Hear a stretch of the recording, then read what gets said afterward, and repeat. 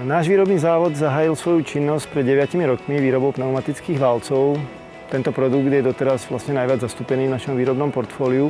Neskôr sme k nemu pridali výrobu ventilových blokov, potom elektropohonov, ktoré ako jediný mimo japonský závod na svete vyrábame u nás vo Vyškove, a vakuových prísaviek. V ďalších rokoch očakávame rozširovanie nášho výrobného portfólia o ďalšie produktové rady.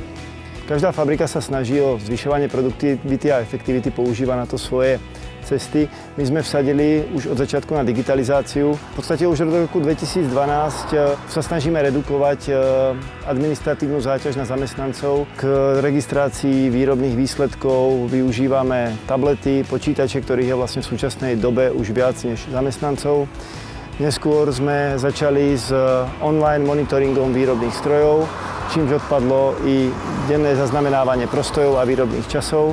Našou silnou stránkou je interný IT software, na ktorý máme človeka, ktorý nám ho vyvíja a šije priamo na mieru užívateľov. Ďalšou silnou stránkou je, že výroba prípravkov, ich konštrukcia, výroba jednoduchších jednoúčelových strojov je tiež vlastne pod strechou a nemusíme ju outsourcovať. V poslednej dobe sa snažíme do našich výrobných procesov implementovať aj automatizované meranie, či už formou digitálnych inštrukcií alebo využitím zariadení, ktoré sú schopné oskenovať obrobený výrobok. Ďalej využívame systémy riadeného vychystávania, čo optimalizuje vlastne cestu pri vychystávaní komponentov pracovníkom v sklade. Zbierame informácie o spotrebe energií, ktoré potom využívame na vyhodnocovanie zdrojov s najväčším možným plýtvaním a snažíme sa pripravovať na k tomu nápravné opatrenia.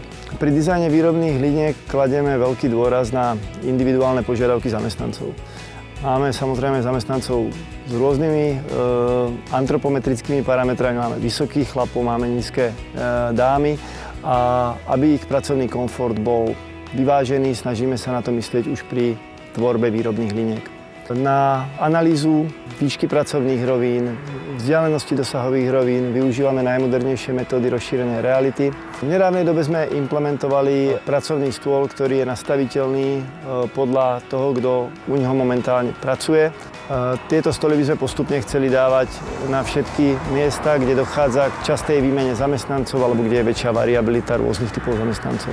Pre zvýšenie produktivity na výrobných linkách a zefektívnenie procesov využívame analýzu videozáznamov, zapojujeme do toho našich zamestnancov, púšťame im tie procesy rozdelené na časti, kde je výroba produktívna, kde je čakací čas, kde je nejaký prostoj alebo plýtvanie, a spoločne ich upravujeme takým spôsobom, aby vyhovovali požiadavkám na efektivitu a zároveň aj nejakému pracovnému komfortu toho zamestnanca. Ďalším faktorom, ktorý sa snažíme zaimplementovať do našich výrobných procesov, je akési skĺbenie psychickej a fyzickej pohody zamestnanca. Pred časom sme u nás vytvorili pozíciu interného ergonóma, čo je človek, ktorý sa stará o to, aby výrobné linky boli prispôsobené individuálnym požiadavkám zamestnancov. Zároveň tento človek dostal nedávno certifikát na inštruktora dynamickej neuromuskulárnej stabilizácie a pomáha našim zamestnancom v ich zdravotných problémoch, ktoré mohli prísť už z toho osobného života. Počas tohto leta prebehol prvý taký kurz a o jeho úspechu svedčí to, že sa ho zúčastnilo zhruba 30% našich zamestnancov. Zároveň sa snažíme venovať mimopracovným aktivitám, často plánujeme spoločné stretnutia, výlety do prírody. V rámci závodu tu máme možnosť vonkajšieho cvičišťa, máme tu zamestnankyňu, ktorá je profesionálna trénerka a raz za týždeň sa venuje našim zamestnancom a poriada poobedné cvičenia. Cieľom všetkých týchto aktivít je spokojný zamestnanec, ktorý nemusí potom rozmýšľať nad svojimi zdravotnými problémami alebo nad zbytočnou únavou a prejaví sa to na jeho pracovnom výkone, na podaných výsledkoch a v podstate i na kvalite celého výrobku.